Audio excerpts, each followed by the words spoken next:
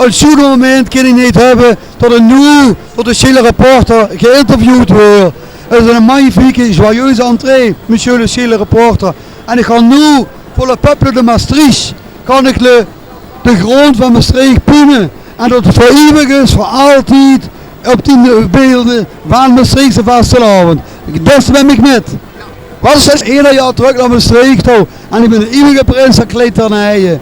Maar ja, vroeger was vooral niet te beleven de kleedernijen. Maar nou ze de meisjes. En die kosten er lekker nijen.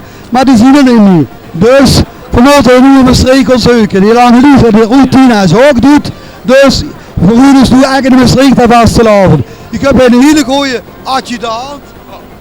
Goedenavond. Ik mag ook het zeggen, maar Lies heet dat in mijn moeder.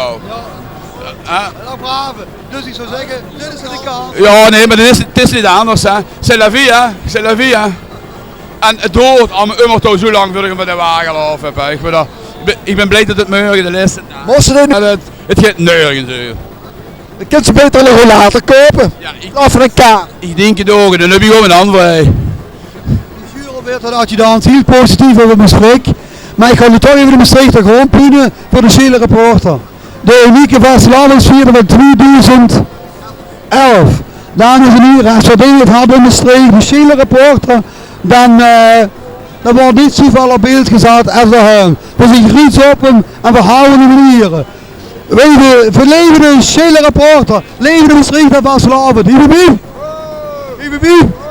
Hiep hiep. Oh, nu ga ik punen. Even spelen, nou, ga even spelen.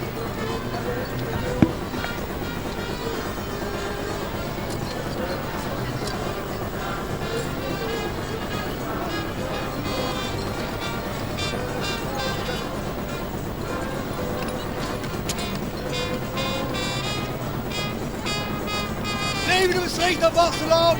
Leven de Maastricht. Hip hip! Ho! Hip hip! Ho!